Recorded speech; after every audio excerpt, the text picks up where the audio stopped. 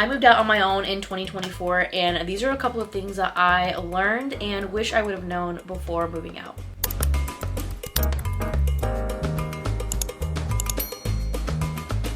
Hi everyone, my name is Bridget and I am a 23-year-old post-grad young woman living in small town Georgia. One of the biggest things that I learned while moving out was that you don't have to have everything perfect, you just have to have the money ready for it. I recently got a new job and it allowed me to be able to move into my own space, which was something that I have been craving for so long. I moved out from my mom's house when I was 21, I believe. So 2 years ago, I moved out of my mom's house November 2022. And I moved into a tiny little apartment that had a roommate. Literally the room was like half the size of my room right now, and it was so small. There was no privacy. It was just cute and quaint with no window in the living room. I didn't love that, but I lived there for about a year and I moved back out and I stayed with my friend at her house in her garage, and that was a ginormous room. I kept everything that I owned in that one room, lived there for a little over a year, and then I found my apartment. That's the living situation that I'm in. That might not be your situation, but regardless, if you're here, that means that you're looking to move out and you want some tips and tricks. So here they are. I have them all ready for you. Let's go. The first and most important piece of advice that I'm going to give you, not everyone agrees with this, but I'm going to give it to you anyway, okay? I need you to have at least 2 or 3 months of rent saved up before you move. I know no one likes to hear that. No one likes to sit there and save up for that, but if you're watching this, that means that you're in the process, or you're about to, or you're going to start moving out, which means that you have time to save up. And if you're living at home, that's the perfect time to save up as much as you can. Or if you're in a different situation where you're able to have this income and put it away, please do so. It is my highest recommendation to budget and put at least 3 months of savings away for your apartment rent. That is for emergencies. That's not even considering a life savings fund, which a lot of people my age don't even have. So that's a whole separate video for another day. But if you're looking to move out, I suggest having at least 3 months of rent booked and saved away for a rainy day, because you never know whether you're transferring jobs or you're in the market for a new job and you're moving to a new city, or you know, if your job isn't the absolute highest paying job, but you know you can afford it, have those 3 months to give you some leeway just in case of an emergency, something were to happen to you, if you can't go to work, or if you're like, for example, if you're a server and you can't go to work one day because you're sick or you broke your leg or something, there's no benefits, you can at least have the money saved up to put for your rent, and you won't go into eviction notice. I don't know. So that is my biggest thing. Save at least 3 months of rent before you move out. It is going to save your life when you least expect it to. I pinky promise, it sounds difficult, but if you can, I highly suggest you do that. Number 2, of course, create a budget. Now, considering that you're moving out alone or with a roommate, it's gonna go both ways. You're gonna have to finance, right, and see how your budget can be spread. The rule of thumb is to not spend more than 30% of income on your rent, but mind you, in this economy, that is quite literally impossible, all right? Especially if you're wanting to live alone. If you are living with a roommate, it might be a little bit more pliable, or if you have multiple roommates, depending on the city that you're living in. Budget what you can. So start thinking about how much money you want to put where, because once you're moving out and once you live by yourself, you are responsible for what you have to get, right? Groceries, house essentials, shower essentials, clothes, shoes, going out money, savings. All of that stuff needs to be allocated in proper areas with a proper budget. So I highly recommend you start budgeting. I used NerdWallet, and I always go through my budgeting and I'm always looking at my finances anyway, just because I'm a little anxious about money. Something I've had to detach from. But I think that it's a really good thing to do, especially as someone who is moving out on their own. I think it's really good to know where your money goes in and out. I use NerdWallet, and I use their like budgeting planner, and they'll give you like percentages as to what to put where. That's super helpful. It's a super helpful resource. I also use Rocket Money. Their premium is really good. I don't use their premium now, but I did use their free trial and I really liked it. Once I up my ability and my willingness to spend on it, I will, but the free version is just as good. It tracks every single dollar in and out. You can connect multiple banks. You can connect different things in that app so you know where all your money is going. Another tip for budgeting and saving that I absolutely love is to have a separate bank account from your main one. So I currently use Bank of America as my main checking account, and then I have Capital One as my savings account and my content account. So any money that I don't want to spend, or I have a specific need for it for something else, I will throw into my Capital One account, which is then split up into different categories of savings. So that way I don't see the money and I don't spend it. I'm just one of those people that if I'm better off not seeing it, and if I don't see it, I won't spend it. That's just me. So that's one of my hacks, okay? I had to move over to my iPad because my laptop died. So yes, you want to create a budget and make sure that you know that your income is going to go hand in hand with your rent amount, with your gas, with your insurance, all the bills that you have to pay. Make sure that it fits within your budget. And once you decide what amount you can afford on an apartment, that's when you can start your apartment hunt. Now that we got the budget out of the way, I want to talk about apartment hunting. Now, in my city, it's not very big. There's not many apartment complexes to tour anyway.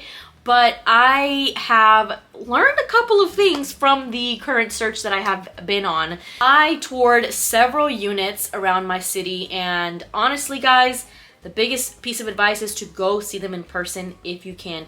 Never sign a lease. I don't understand how people can do this, and I don't know how it's legal to do this, to get someone to sign a lease before going to see it in person.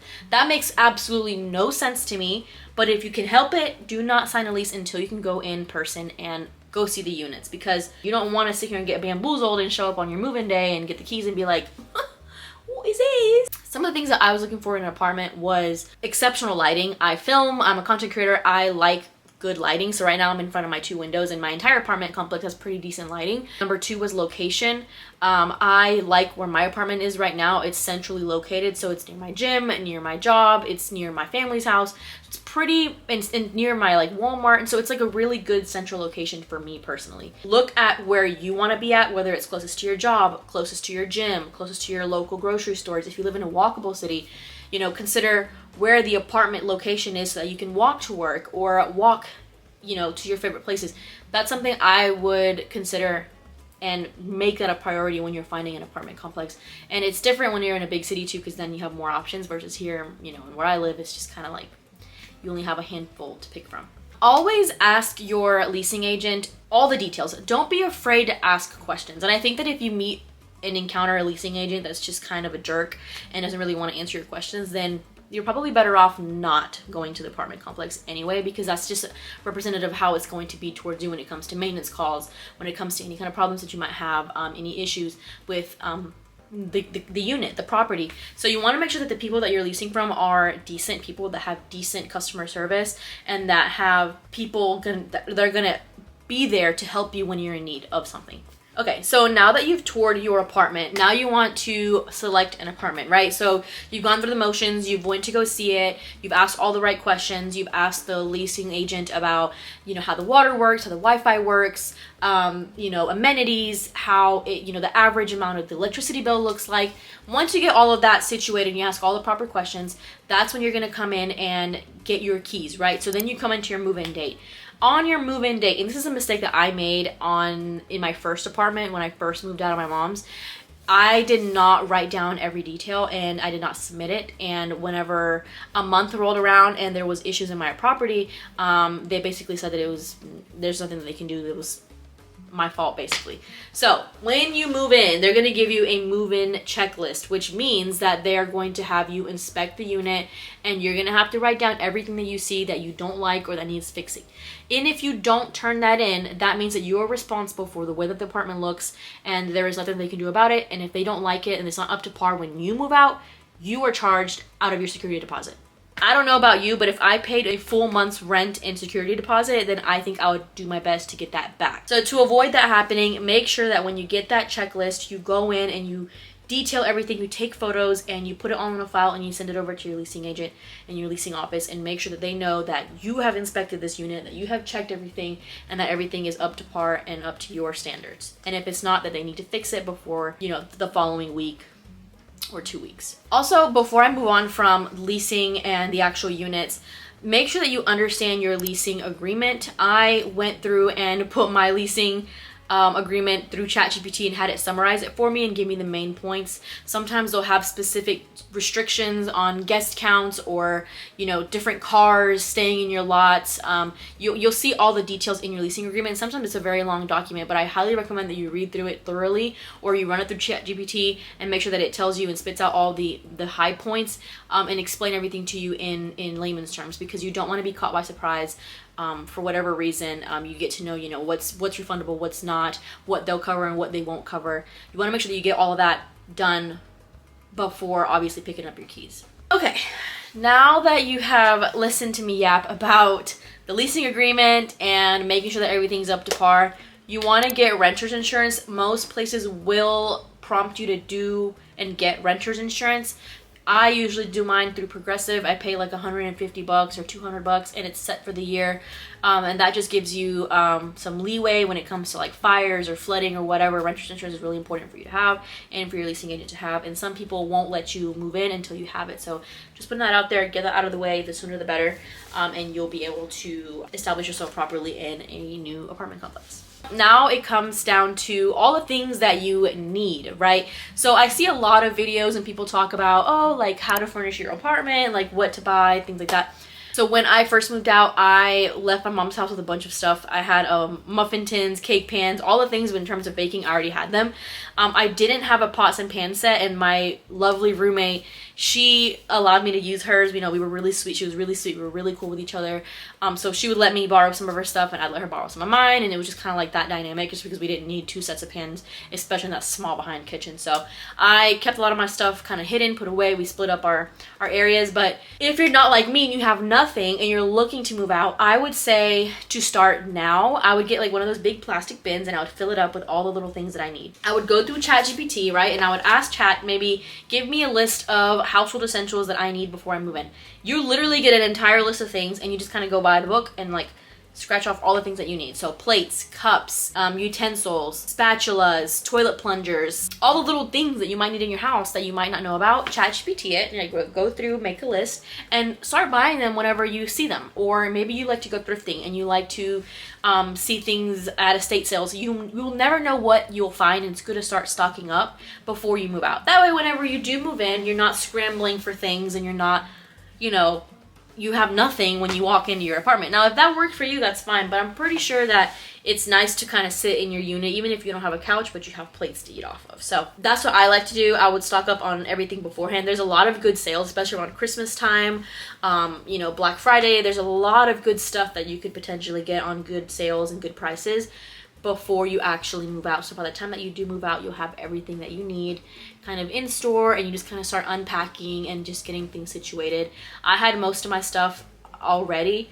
By the time I moved in, all I had to do was get decorations and a couch, and a table and chairs. Plates, cups, utensils, rags, cleaning supplies, all that stuff I kind of just built up over time when I could get it on sale, and I brought it in with me to my new apartment, which was this one. So it's kind of fun too, being able to like kind of like scavenger hunt, you know, and like look around for little things that you might like to have for your future apartment, and you can just label it and stick it in storage at your mom's, or stick it in storage wherever it is that you're living right now, and just kind of keep that there, so that way whenever you move out, you already have it ready to go, and it is not an empty apartment. Another bit of advice is to stock up on household items. So one thing that I did before I moved into this apartment, when I lived at my friend's garage, I went to Dollar General and I couponed on days that were like household essential days. So like if you can get like $45 worth of stuff for $5. Digital couponing from Dollar General will save your life. If you have a Dollar General near you, please check out their digital coupons. Literally go on to TikTok, go on to YouTube, and watch the ladies that show you how to coupon at Dollar General. I got $30 worth of stuff for $6 before. Like I got toilet paper, laundry detergent, soap, sponges, all kinds of stuff for super cheap. Or you can hit the Dollar Tree, which is also, well, $1.25 store now, no freaking dollar, but they have a lot of good household essentials for super cheap that you can stock up on. Toilet paper, again, dishwasher soap, aluminum foil, plastic wrap, all that stuff is there for you to grab. You don't have to buy Hefty, you don't have to buy Saran brand or any kind of like crazy brand names. You want to make sure that you get things that are sturdy, affordable. I mean, a lot of the stuff comes from the same people anyway. Like I'm telling you right now, if you're not for money, you don't have money like that, you're going to quickly learn how to get rid of brand consumerism, brand, what is it, like you're not gonna be so worried about brand name stuff when you're trying to save a coin. Okay, I'll go ahead and tell you that. I won't buy brand name unless I'm getting it from Dollar General and it's couponed, or have a specific brand like Tide that I like. Aside from that, you're gonna see me using the household items that are like store brand. I mean, you're not gonna catch me getting anything that doesn't need to be bought. It's all gonna go into the trash anyway, so save your money, right? And one of the last things that I'll talk about in this video is going to be energy. Your biggest bill is going to be your power bill. I'm going to go ahead and tell you that right now. If you live alone, your power bill, and if you have roommates, your power bill is probably going to be the biggest bill just because it's expensive. Running your AC and running your heat will run up that bill. Using your washer and dryer will run up that bill. And I think that I saw a lot of fear mongering too about your power bill, because I was researching like, oh my god, like what is the average power bill for people? Like what does it look like? What uses the most energy? Blah, blah, blah, blah, blah. And I am using Georgia Power, which is one of the more expensive ones out of the 2 that we have here in Georgia probably. And unfortunately, I have to watch my energy intake because they just run up that bill a lot. So one of the biggest things is to always run your fans during the summer. Keep your AC on auto, but just boost it up when you leave the house and then bring it down once you come back home. That way you're not cutting it on and off throughout the day.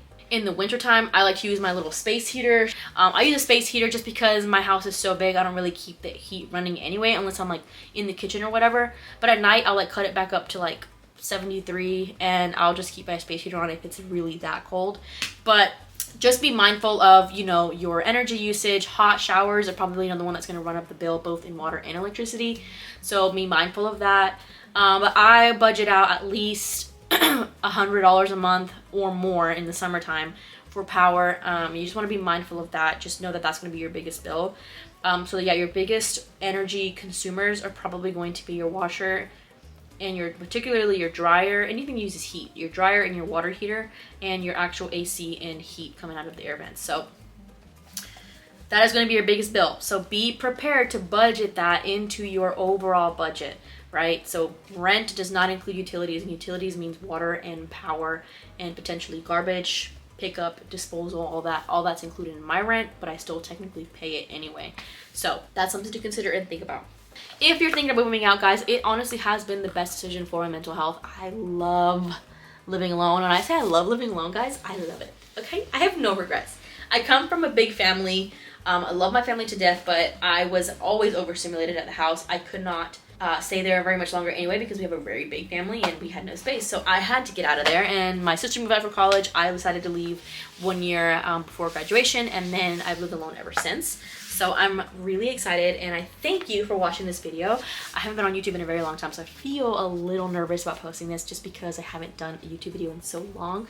But people have been asking me to talk about my experience as a person living alone. I mean, I'm 23, post-grad, and I feel like right now is a really optimal time for young people to start living by themselves if they can, and if not, that's not a problem. I'll probably get a roommate at some point just to save money before I move, and we'll see. So that is the first episode of my moving out series. I hope this has been helpful for you. Please click the subscribe button, hit all the buttons, like, subscribe.